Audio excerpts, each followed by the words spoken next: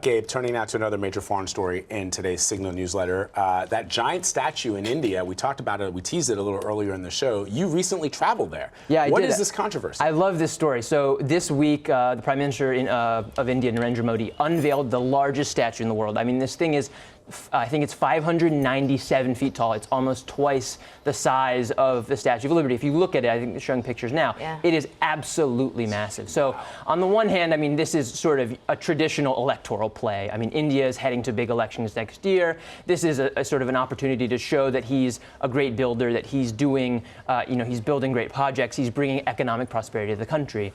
But it's important to look at the actual figure that's the statue is of, a guy named Sardar Patel, who is one of the founders of the country.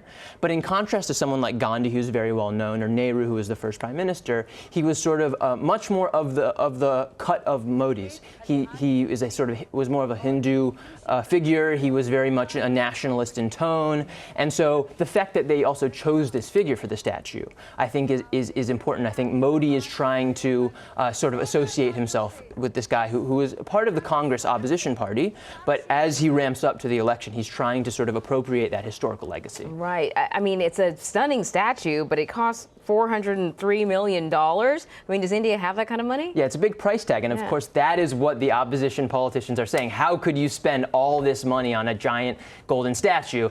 And, that's a fair question. I mean, this is from relative perspective, a country that is sort of lower middle income.